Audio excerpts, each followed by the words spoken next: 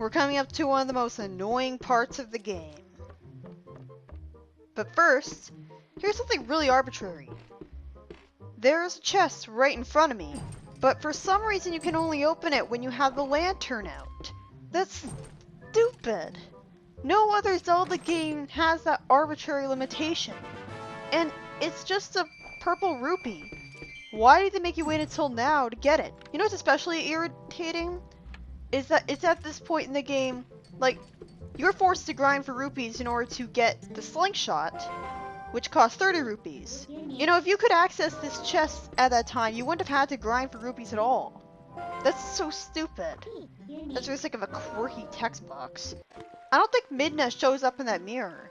In fact, if you stand in front of it when you're the wolf and you can see Midna on your back, you don't see Midna at all. So, I guess Midna is invisible and only certain people can see her? Like, that's why she doesn't have a reflection? Seeing this cutscene always makes me think of how, in speedruns, they access this guy in a glitchy way, and so he only says his text one text box at a time, until you have to keep on talking to him over and over again to have him say all of his text. I don't remember the exact details of it, but it's one of those things that kept in my head. This is horrible. Seriously, I don't know who thought that the stupid luck-based mission was a good idea. In a Zelda game of all things. Really? The most annoying thing is that they force you to do a stupid meaningless practice round. Why can't you just skip it? Did we really need to see this? Like, these guys shirtless? Really? In a Zelda game of all things?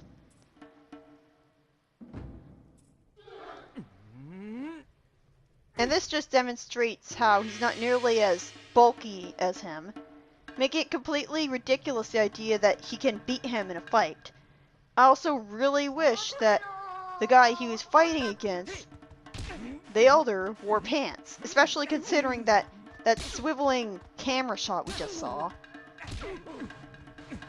This is really annoying. Like, this is basically just rock, paper, scissors. I like to just slap as much as possible, because it's pretty low risk. Like, if the opponent slaps at the same time, then it'll cancel each other out, but it won't be a huge problem. The problem is that for the final sumo match ever, slapping will be worthless because your opponent will always dodge your slap. He'll always sidestep. I always think it's really cheap every time your opponent sidesteps. It's like, what's especially annoying is you saw right there that I slapped, even though he was sidestepping around me, and that stopped him. But that doesn't work later on. Like, this is just so tedious. I think you have to mash the A button whenever you're either pushing an opponent or being pushed yourself. I just hate it whenever he dodges your attacks. And sometimes you try to avoid, like sometimes you try to circle around him to avoid any attacks, and you don't. He always grabs you. He always slaps you. What's the point of being able to move around your opponent? Doing that guarantees that you'll get attacked or grabbed. This is just an exercise in helplessness. Like, sometimes you slap him, but he doesn't leave himself open to be grabbed. Like, you successfully slap him, but it doesn't work. Like, I slap him as many times as I possibly can, just out of frustration. But that's not something you can get away with later on. Unfortunately, you can't use your weapons indoors, so I had to resort to using the lantern against them. You can't even use items indoors. You know, in the 2D Zelda games like A Link to the Past, you could use items and weapons indoors all you wanted. But Zelda games in 3D need to be realistic. I do like his embarrassment over the fact that he used Iron Boots to cheat at winning sumo with Goron. You think that it would be obvious, though? I mean, I guess the people of Hyrule aren't very well educated, so they're not able to figure out that, hey, these iron boots are way too heavy for someone to walk around normally in. Like, the whole Iron Boots concept in general is just reality ensues, because a lot of the times you just use Iron Boots, like you use iron in fantasy, and it's just regular armor, and you're able to walk around with it just fine, but in 3D Zelda, they use the whole iron is really heavy thing as a gameplay mechanic. This is basically character development for Colin, where he basically learns that being brave is good to save people. So I'm guessing that, like this is really confusing because, okay, he sacrifices himself and gets kidnapped himself, but, well, I guess either way the result isn't the same because the kids got a lot more respect for him for doing that. But either way, it's still a kid getting kidnapped. I like this. Like, Barnes is good comedy relief. Like, that, he's pretty relatable. Like, that's probably how I would have reacted. Like, King Bublin just stares at him and he just... Like, it's weird. He's a mindless monster, and that's why he's kidnapping Colin for absolutely no reason whatsoever. So why doesn't he just attack Barnes? Why doesn't he finish off the rest of the villagers? Like, I guess he's a rival to Link, and that's why he's, like, kidnapping the kid? But still, it's like, King Bublin has no real motivation for anything he's doing. How is what he's doing at all benefiting Zant? I guess the point of King Bublin was he was supposed to be like a light world counterpart to Zant. He was the main villain that you face aside from Zant until Twilight goes away, and then he just stops existing. But the thing is that because he doesn't talk, he doesn't really feel like an actual character. He's just some monster with a bunch of other monsters under his domain that you fight over and over. He can't measure up to Zant, even though he's ultimately a better character because of what happens later. But yeah, this is easily, well, depending on whether you can deal with the terrible horse controls or not, it's either one of the most frustrating bosses in the game, or one of the most fun. Again, I hate the stupid dash mechanic. Like, it feels like the burst of speed you get from the dash is barely noticeable at all. And you still want to dash constantly, but you'll be constantly running out of dash meter and get stuck moving slowly. You can get attacked on a horse and get knocked out of it, and while you can get up, sometimes you can just be sent flying off it. And then you have to slowly get back onto it. And like, these enemies all gang up on you. Like, I don't think they should ever send normal enemies at you in boss fights, and Twilight Princess loves doing that. And here I almost ran off the cliff because of the terrible horse controls. It's too loose. You just constantly run into walls. Like, he turns like a tank. Why can't he just control exactly like Link? I know that would be realistic, but I don't care for it. Let's talk about Four Swords Adventures. You have a horse in that game, like, at least in a few levels anyways. You can control a horse in the top-down Zelda game, and it controls exactly like Link. You can, like, turn, like, you can do an instant 180-degree turn, no problem. Why can't you just do that in this game? Oh, but it would be too unrealistic. Like, I like brushing up against King Bublin and spin attacking him over and over again. Like, this is satisfying. But sometimes the horse won't be able to keep up with him. Like, it's so unfair. Why is he able to dash forwards infinitely, but I have to rely on a stupid dash mechanic that sucks? Why doesn't he slow down too? I like how the Bublins in this game feel a bit more alive. Like, they feel a bit more like people. Because, like, they have a whole fortress themselves, they have a way of life, it feels like. Like, they eat bulls, and they ride bulls. Like, they're like a tribal society. They don't talk, because that would just make it all the more... That would just make it unsettling that you're killing them. Like in Zelda 1, in Link's Awakening, the enemies talk. This is pretty finicky, and the controls are extremely stiff here. I want to turn around so that I can actually attack the boss, but it won't let me. I'm pressing back on the control stick over and over again multiple times just to get it to do what I want to do. And you have to be really close to the boss in order to attack it. You have to be dangerously close, and if you're too close, then it'll knock you off your horse and you'll fall to your death and have to do the second phase again. Like, thank God it doesn't force you to do the first phase again. And it's only 2 hits, so that's fine. If you have the bow at this point, it'll be easier, especially if you have the bomb arrows. And like, this is a nice victory pose. So are normal people able to see the Twilight in the background? The Twilight looks really weird and awful from the outside of Twilight Realm. But yeah, like how is mass hysteria not being caused from people looking at the... I always get flashbacks to when I see this cutscene in the Twilight, because I watch speedruns of this game, and if you like you can actually make it so that you beat like King Bublin and it's still in the Twilight, and so like you rescue Colin and you still see like the black squares everywhere. Yeah, this is a pretty relatable line. Like, I would probably say that too. But yeah, this is pretty nice. Like, the kids who bullied Colin earlier from a lack of respect actually respect him now. Although, kinda makes me worry, like, is the story trying to act as if Colin deserved being bullied because he wasn't brave enough? Because the kids never apologized to him at all for the way they treated him like shit in the past. Not once.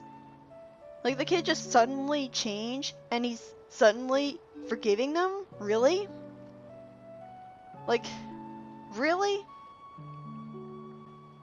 It kind of comes off as, I don't know. But yeah, the bullies actually feel compassion for some reason, which feels very out of place and forced considering they treated him like dirt for the rest of the game. Yeah, I'm still not going to forgive them for that. I don't know how Mallow expected to be able to carry him like that. Of course, Renato was able to do it better. Why isn't he supporting his neck when he holds him? That's not really how you do it. Like, isn't that going to just cause damage? So I guess he got hurt when he was kind of knocked over by the Bublin. It would have been Beth who got knocked over. I guess she was paralyzed with fear, and that's why she was too stupid to run away from the Bublin when it was running towards her. Like, it does make sense, like, women are less likely to act upon the fight or flight response, so they're more likely to be paralyzed with fear and not take action. I know. But yeah, that's weird. Why hasn't he changed the writing on the sign yet? He went through the trouble of putting his face all over the place, but he didn't change the text. You can barely see him over the counter. I like his dialogue here. It helps the whole village. So I guess he uses the money he earns from this shop to help the whole village. Like, I like this. Like, he's found his calling as a merchant. I guess, like, in real life, a kid would not be able to become a merchant. Because, like, wouldn't you have to get a permit for that? Like, wouldn't you have to, like, get a degree? I mean, I'm pretty sure there's some sort of stupid legal mumbo-jumbo that wouldn't allow a kid to run a store. But I guess it works here because it's an abandoned ghost town. And the adults just let him do it. He's doing a good job, at least. But I can't imagine that Kakariko Village would get any, like, foot traffic. Again, it's an abandoned ghost town. Who's going to buy from him? Not to mention he, from what we can see, only sells 3 items. A red potion, which you can get for free from a parrot. Like arrows, which not everybody has. And, well, like, he also sells something else. And he sells a Highland shield. I'm pretty glad I was able to get that. Like, that's one of the things you'll be saving up for most of the game up to this point. But you need the iron boots on to be able to throw the Gorons as they're rolling towards you. You should probably have the audio on, because if you play this on mute, then all these guys are going to be a complete surprise to you. Why did he arbitrarily knock me over? Like, Link was able to grab him just fine. Like, even though he still slid to a stop. And then he just arbitrarily flew backwards. So yeah, make sure you have the volume up on your TV so that you can hear these guys coming. Because otherwise they're always going to sneak up on you because, like, you're running ahead in a narrow corridor. So you can't really, you have no peripheral vision. You can't really see them coming. Like, I think having to deal with multiple of these guys in a row is overkill. It feels like blatant padding. I think it would have been a lot better to just grab one, and that's it. Because Goron wrangling isn't fun. So I don't see why this is a fun gimmick. And this also feels like backtracking because even though you're going through this as a human and not a wolf, it's still the exact same level design. Like in Ocarina of Time, you didn't have to be a wolf to warp. Like it didn't take as long, I think, to be able to warp in that game. In this game, you have to wait a while before you can warp, and that means a lot of backtracking. You have to backtrack all the way back to Warden. You have to backtrack all the way back to the summit. Even though you've already been there. Huh. A boulder just fell into Link, and it didn't damage him because, I guess, cutscene powers activate? Again, why are these Gorons attacking you? It's not like they're all possessed by the Fused Shadow. Only one of them is. There's an unused early icon of the Ordnance Sword. It looks really similar to the icon from the E3 2005 demo. It has no function when used, but its insane size exceeds even the length of the text boxes. Another unused item is the fire arrow, in English at least. Its function name and Japanese name suggests it was instead the light arrow. It wasn't finished, so it's non-functional, unlike the unused black chew jelly, which damages you when you drink it, just like the nasty soup. Bottled Pofire is another unused item, which seems to be like an Ocarina of Time item they also had, and 4 copies of it exist. Their position near the other dungeon items at the end of the item list suggests they were meant for Arbiter's grounds. The Surf Leaf item uses the Hylian shield icon because it's the original version of the leaf Link uses for snowboarding. The internal name for the snowboard is shield surfing, which is what you do in Breath of the Wild. In the Wii Cave of Ordeals, you can make blue and yellow Choo-Choo fuse into a green one. But yeah, like, this is really cheap. I have no idea how you're supposed to know how to reliably knock these guys over into a ball. Like, the most reliable method, like, I'm shield bashing a lot here, but it's not really doing anything. Like, he just randomly decides when to react to the shield bashing by falling over. Like, you keep attacking him every way you can, and he just falls over.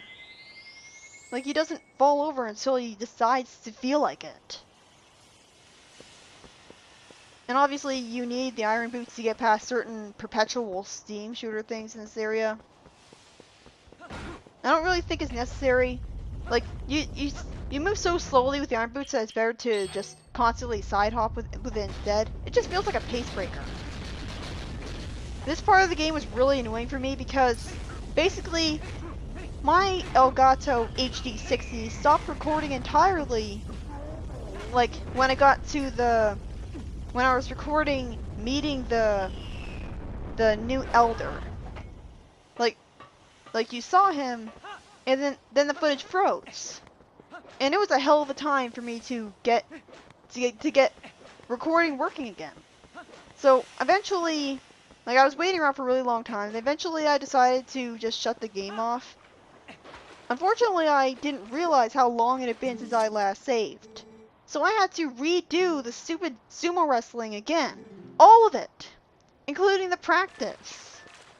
I had to take a long time to get all the way back here because Well, there's a reason that I'm not going to have any more HD videos of Twilight Princess after this part, because, well, I got my regular Elgato working again, but I haven't bothered to test out to see if the HD Elgato works again, and I don't really care. I mean, the file size of the videos is so large anyways, it takes forever to upload them. Does it really matter? It doesn't really matter what the resolution is. I mean, no one's gonna watch it anyways, so. But yeah, fighting these Gorons is really annoying. I don't know why you have to fight them. Like, you have to fight them so that they can launch you upwards. But it just feels like an annoying gimmick when you have to fight them and rely on luck. There's lots of unused models in this game, like one for a giant golem made of Gorons. The group wanders around aimlessly at first, but when you come up to it, the Gorons merge and try to attack you. The golem has no collision programmed, so it may have been out earlier than the other cut enemies. Bomb flowers are not normally found in the game, but they do exist in the game files, with the blue Wind Waker look art style to it. There's also an unused early design for the soldiers of Castletown that's a really creepy mummy-like face. This is evidenced in pre-release screenshots. There's a part of Midna's model in the ending cutscene that's never seen in the final game. In her final form, she wears something called a Twilight bath towel to cover herself. But while this covers her back itself is still fully modeled. We just never see it.